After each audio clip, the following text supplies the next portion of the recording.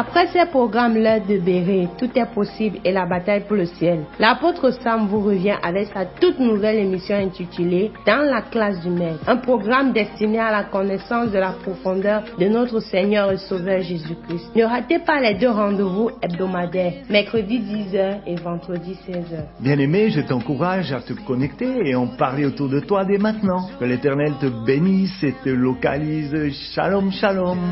L'orage, il est là, quand je suis au bord du...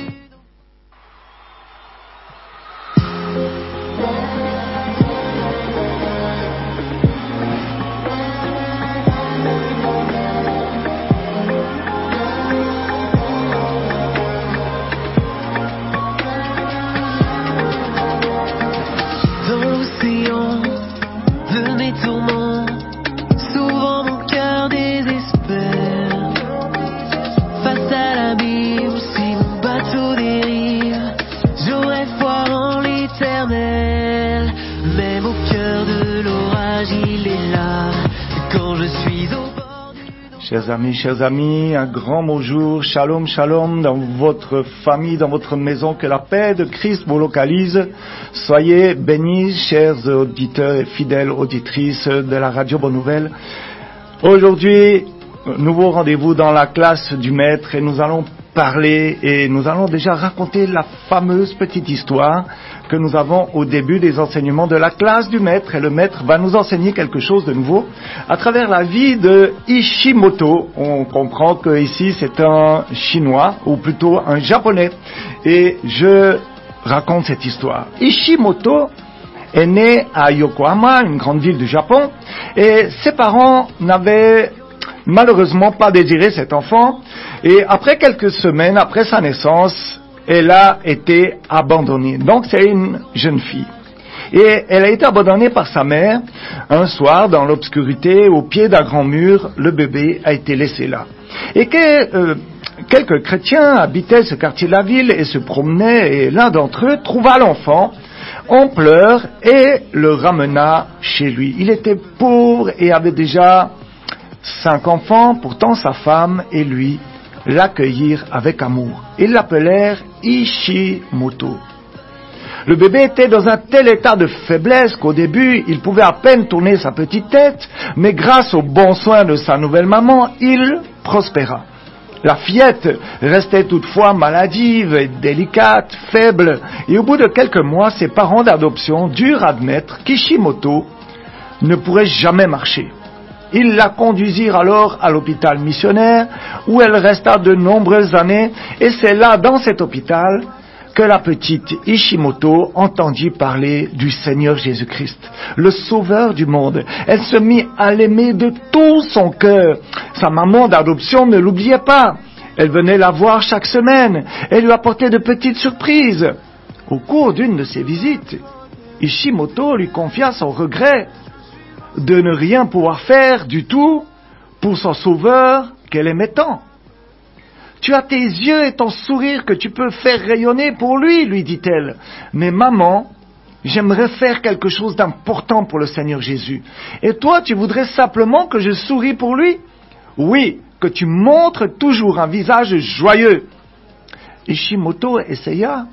Elle eut vite fait de constater que ce n'était pas si facile, surtout quand on lui donnait à manger quelque chose qu'elle n'aimait pas, ou bien les jours de visite, lorsque les petites filles, pleines de santé et bien habillées, passaient devant son lit, la dévisageant avec curiosité. Pourtant, elle essayait, et la plupart du temps, elle réussissait.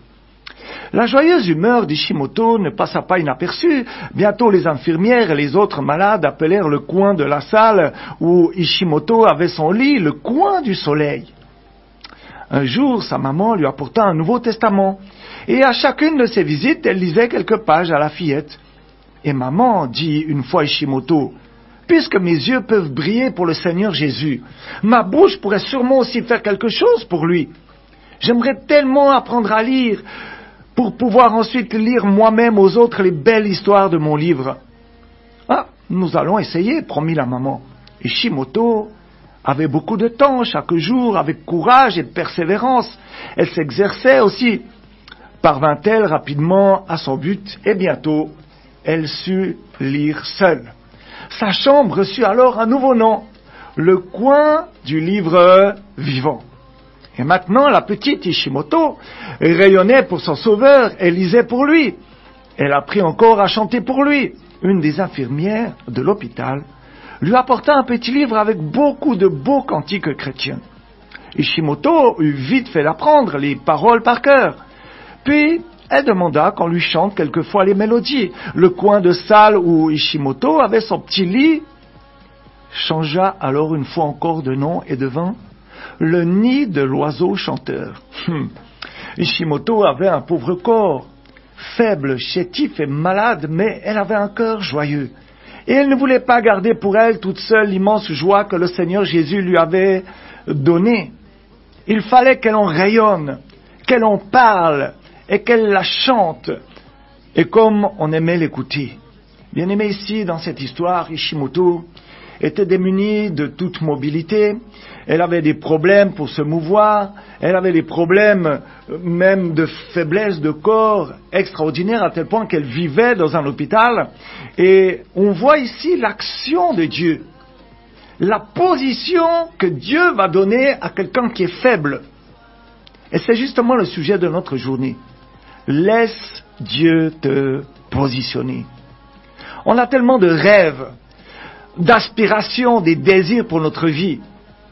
Et puis, d'autant plus quand on est croyant et enfant de Dieu, il y a dans nos cœurs l'envie d'accomplir des choses pour le roi des rois. On appelle ça l'appel, la destinée ou encore la direction divine. La question, bien aimé, n'est pas Dieu a-t-il une mission pour moi ou une position?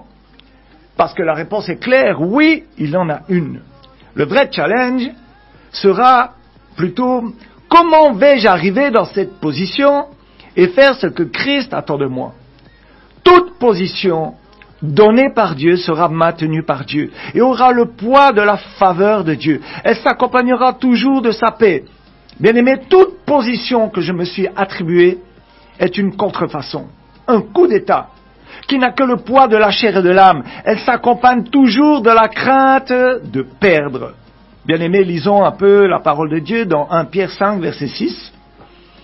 Prends avec moi 1 Pierre 5, verset 6, où il est dit « Humiliez-vous sous la puissante main de Dieu, afin qu'il vous élève au temps convenable. » Bien-aimés, dans ce passage, l'apôtre Pierre parle de se positionner dans et sous la main de Dieu. C'est-à-dire faire confiance à Dieu pour l'accomplissement de ses promesses. Et ça, bien-aimé, c'est un acte d'humilité. C'est travailler à rester fidèle dans cette position spirituelle. Bien-aimé, l'humilité ne se traduit pas seulement par une série d'actes ponctuels, c'est aussi une manière de vivre. Amen. Et ça implique la constance, la fidélité.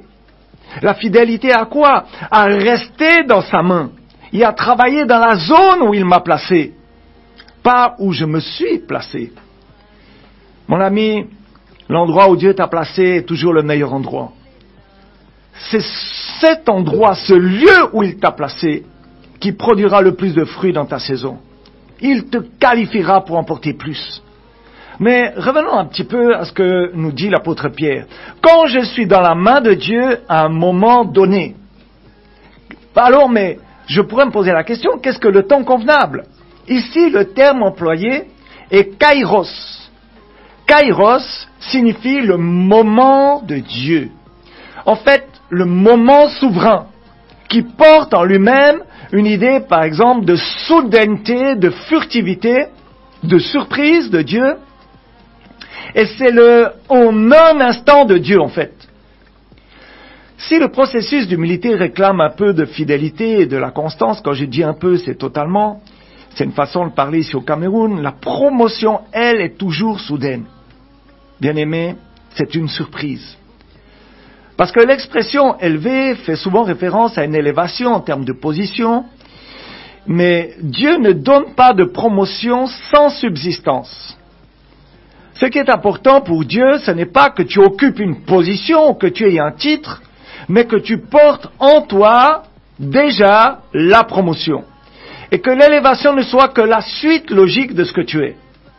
Ce qui compte finalement, ce n'est pas ta position, mais qui tu deviens. Sous-entendu en Jésus-Christ. Autre principe essentiel que j'aimerais soulever aujourd'hui, Dieu ouvre toujours une nouvelle séquence et il l'ouvre toujours quand tu as réussi la précédente. Amen. C'est comme des escaliers et il faut déjà pour arriver à la deuxième et troisième marche avoir mis le pied sur la première. Amen.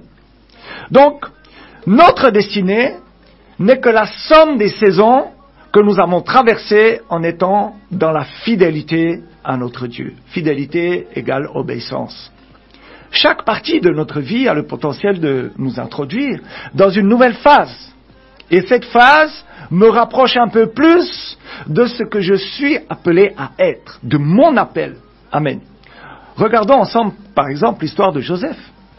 Il est appelé à devenir un leader, il le connaît dans les songes, et un gouverneur avec un haut niveau d'autorité. Il va se retrouver vendu par ses frères et dans la maison de Potiphar, et en plus dans la prison. Là, bien-aimé, dans cette saison, il va donner le meilleur de lui-même.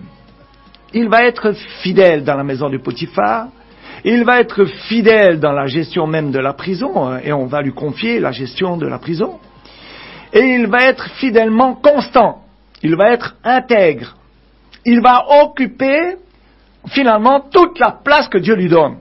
Et il va atteindre tous les buts que Dieu lui a proposés. Bien-aimé, quand il a terminé cette saison d'obéissance et de fidélité en prison, alors seulement là, on est venu le chercher. Drôle de promotion, non? Amen. Et pourtant, c'en était une. Le fait qu'il passe de Potiphar à prison, c'était une promotion, excusez-moi, et c'est très bizarre, mais c'en était vraiment une. Il n'était pas très loin de sa destinée, il était à quelques marches, on va dire même une marche. Mais aucun homme ne pouvait le savoir. Parce que là, dans sa dure prison, il va servir, tu peux le dire avec moi là où tu es, il va servir, il va aider, il va aimer, il va encourager, il va être un instrument pour Dieu, et surtout, il va être intègre. Et Dieu va lui ouvrir une autre saison, une autre dimension, un autre niveau, comme on dit. Il va lui ouvrir le niveau palais, le palais. En fait, Joseph n'est pas devenu un prince au palais, mais parce qu'il s'est toujours comporté comme tel, Dieu lui a ouvert les portes de cette position élevée. L'histoire de Joseph est celle d'un homme qui s'est laissé positionner par Dieu. Aujourd'hui, il y a tellement de résistance que je peux mettre face à la volonté de Dieu. Et pour reparler de Joseph, à cause de ça, le roi l'a soutenu avec sa grâce. Ça m'apprend aujourd'hui que la promotion spirituelle n'est pas linéaire et que je peux être promu par le bas, c'est-à-dire n'être rien pour être tout, en quelques secondes, quelques minutes, quelques heures, selon la volonté, selon le kairos, c'est-à-dire le temps de Dieu. Bien aimé, la promotion spirituelle, c'est d'être à la place que Dieu a prévue pour moi. Bien aimé, si Dieu te place, laisse-le aussi te maintenir. C'est la différence qu'il y a entre David et Saül, par exemple. Saül a été placé par Dieu, on le voit dans 1 Samuel chapitre 10, mais alors qu'il va pécher et être rejeté, il va tout faire pour garder sa place, quitte à même violenter le prophète. Et il voulait aussi tuer celui que Dieu avait choisi, en parlant de David. Et du côté de David, alors qu'il était roi, il va faire face à la révolte aussi de son fils Absalom. Et malgré le fait qu'il dispose alors de suffisamment de forces militaires, il va choisir de capituler, de se retirer, parce qu'il ne veut pas prendre le risque de se maintenir dans sa position par ses forces. Il dira, dans 2 Samuel 15, verset 25, le roi dit à Tsadok, « Reporte l'arche de Dieu dans la ville, si je trouve grâce aux yeux de l'Éternel, il me ramènera, et il me fera voir l'arche et sa demeure. » Bien-aimé, là, lorsque tu traverses des injustices, il est très important de remettre ta route, de remettre ton temps à Dieu.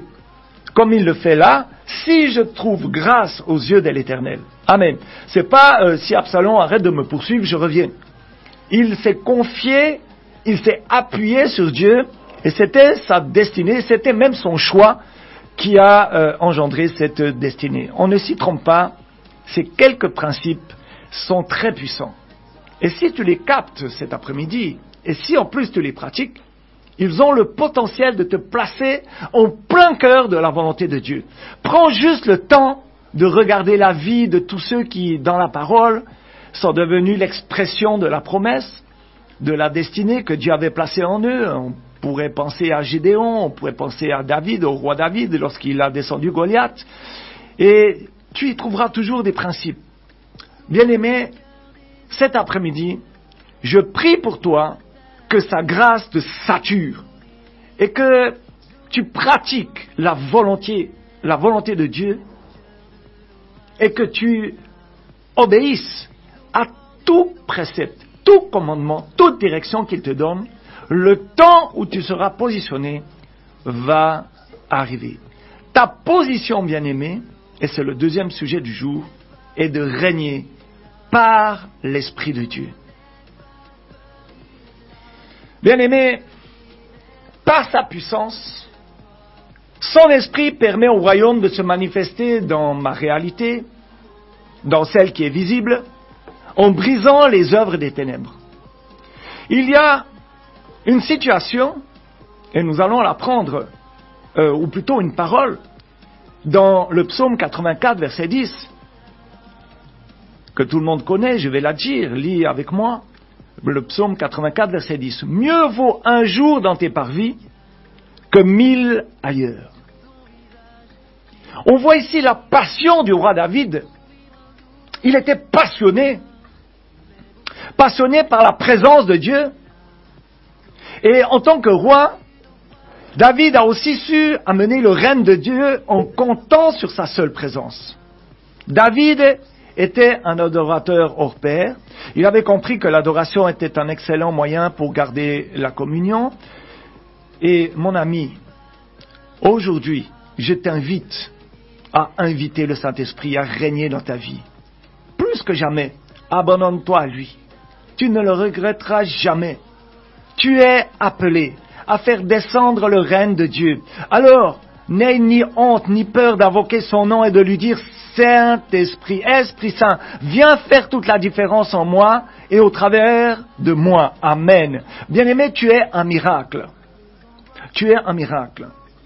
Si tu confies en Jésus-Christ ta vie. Bien-aimé, si tu choisis de faire de lui ta direction, si tu choisis la position que Dieu te donne, dans le contentement total, dans la position qu'il t'a donnée, tu vas exercer le ministère, tu vas le servir dans une joie totale. Ta position est de régner par son esprit. Bien-aimé, Jésus lui-même a patiemment attendu d'être revêtu publiquement de l'Esprit Saint avant de commencer à annoncer et à démontrer la bonne nouvelle du royaume. L'Esprit Saint est comme l'administrateur du royaume de Dieu. Son esprit permet au royaume de se manifester dans ta réalité visible. Ne l'oublie jamais. Lorsqu'il y a un problème et que tu ne sais plus où tu en es, dans ce que tu traverses, laisse Dieu te positionner. Bien-aimé, j'ai beaucoup résisté dans cette position que Dieu m'a donnée. L'homme était encore trop fort. Le moi était encore trop fort. L'humilité n'était encore pas ma part. L'orgueil précède la chute, tandis que la gloire précède l'humilité. Bien-aimé, l'humilité précède la gloire. C'est ça le but que je dois rechercher cet après-midi. La gloire de Dieu. Et la gloire de Dieu est dans sa position, et je me rappelle qu'un jour le Seigneur m'a donné une clé. Il m'avait donné la vision. J'étais comme... Je vais tenter de vous expliquer la vision. J'ai toujours cette image dans ma tête. Une image extraordinaire. J'étais assis comme au milieu, j'étais au milieu d'un bâtiment qui était rond. C'était comme un cylindre.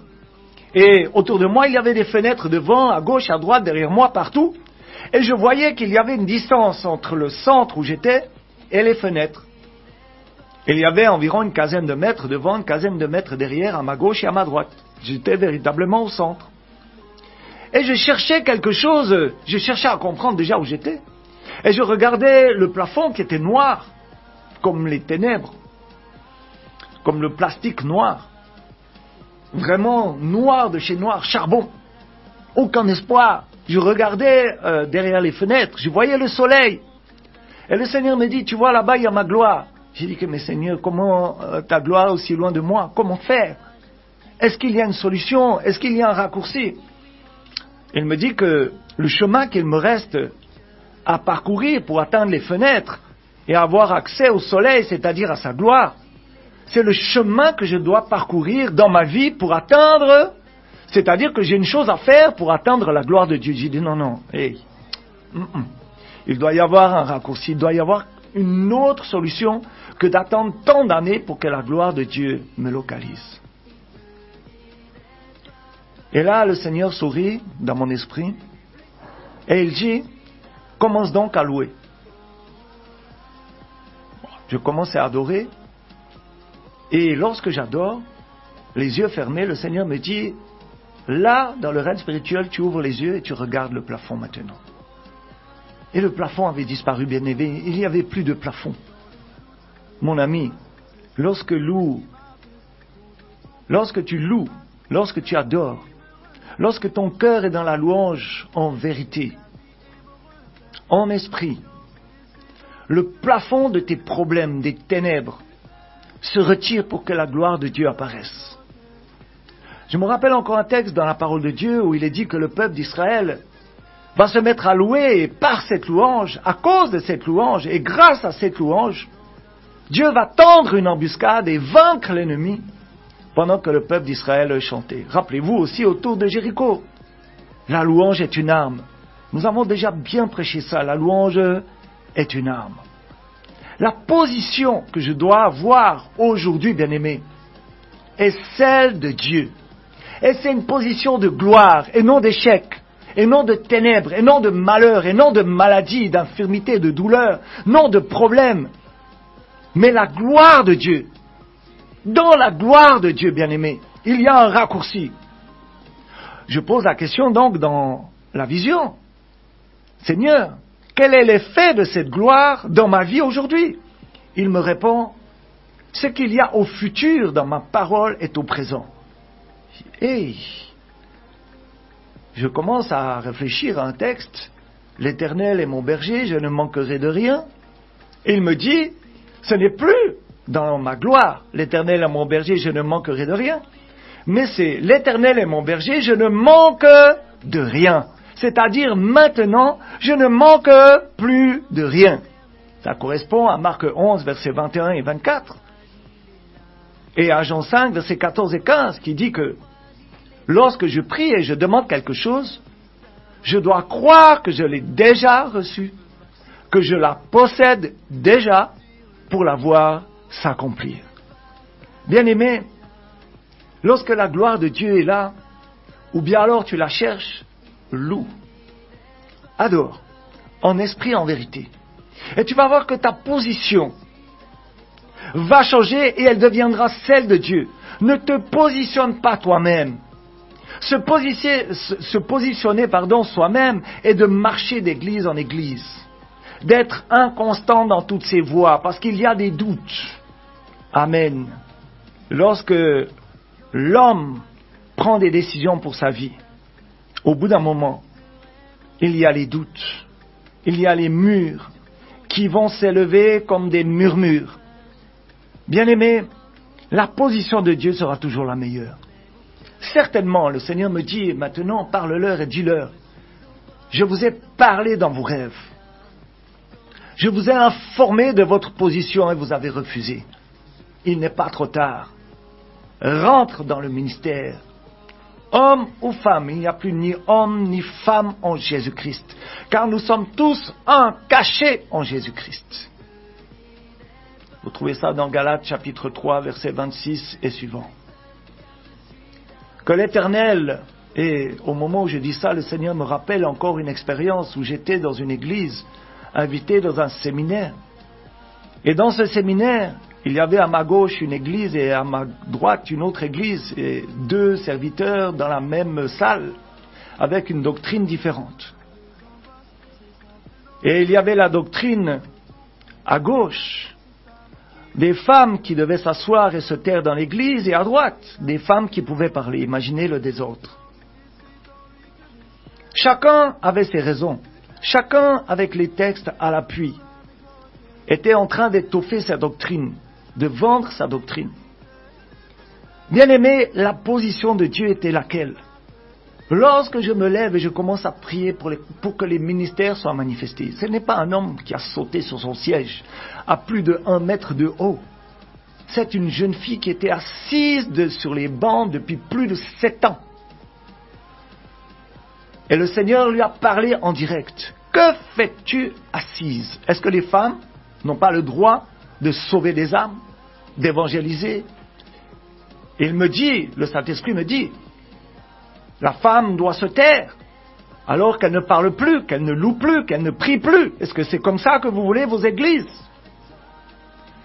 Nous enseignerons un autre jour dans la classe du maître la position de la maman et de la femme dans le corps de Christ. Ce n'est pas le moment. Je parle de position. Et ce jour-là, dans l'esprit, Dieu avait positionné cette jeune femme. Elle voulait se lever dans le ministère, mais les hommes étaient là pour l'asseoir. Bien-aimés, il n'y a plus ni homme ni femme, car nous sommes tous un en Jésus-Christ. Nous sommes en Jésus-Christ. On peut voir donc qui est femme, qui est homme. Nous devons être tous comme Jésus-Christ. Laisse Dieu te positionner. Toi qui es femme, toi qui as été bâillonnée, muselée, on t'a demandé de fermer ta bouche. Laisse Dieu te positionner. Nous ne sommes pas dans la classe du maître pour raconter des doctrines qui viennent du monde. Bien-aimé, le Christ parle aujourd'hui de ta position. Il parle aux femmes comme aux hommes. Il parle même aux enfants. Il y a des dons qui ont été libérés dans les enfants. Chers enfants, laissez Dieu vous positionner. Aujourd'hui, j'ai choisi ma position. C'est de vous parler à la radio Bonne Nouvelle dans la classe du maître. Ce n'est pas de ma propre force. J'ai dit oui à l'Éternel. Aujourd'hui, je dis à quelqu'un, fais le bon choix. Laisse-toi positionner. Dis oui à l'Éternel maintenant, je me lève. Et si tu as entendu cette parole et qu'un désir profond est dans ton cœur, lève-toi. Si tu ne connais encore pas Jésus-Christ de Nazareth, celui qui sauve, fais cette prière avec moi. Père céleste, je viens à toi au nom de Jésus-Christ, ton Fils unique, que tu as donné au monde et qui est mort à la croix pour moi. Je te demande de pardonner tous mes péchés et de me purifier par le sang de Jésus-Christ. Jésus-Christ, je te reçois dans mon cœur comme mon Seigneur et Sauveur personnel. Je confesse de ma bouche le Seigneur Jésus-Christ. Et je crois de tout mon cœur que Dieu l'a ressuscité des morts. Je suis maintenant, par la foi, sauvé et né d'en haut par la puissance du Saint-Esprit. Merci, Père éternel, de m'avoir pardonné, sauvé et donné la vie éternelle au nom de Jésus-Christ. Amen. Bien-aimé, le sujet d'aujourd'hui était « Laisse Dieu te positionner ». Bien-aimé, j'espère que tu vas accomplir le désir du Maître. Laisse-le te positionner. Que l'Éternel te bénisse. Que l'Éternel t'éclaire davantage sur ta position.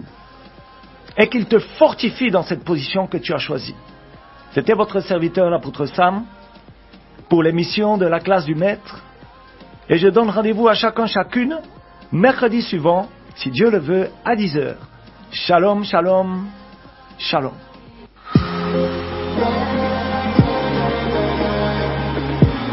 Après ces programmes, l'heure de Béret, tout est possible et la bataille pour le ciel. L'apôtre Sam vous revient avec sa toute nouvelle émission intitulée Dans la classe du Maître. Un programme destiné à la connaissance de la profondeur de notre Seigneur et Sauveur Jésus-Christ. Ne ratez pas les 2 rendez-vous hebdomadaires, mercredi 10h et vendredi 16h. Bien-aimé, je t'encourage à te connecter et en parler autour de toi dès maintenant. Que l'Éternel te bénisse et te localise. Shalom, shalom. L'orage, il est là.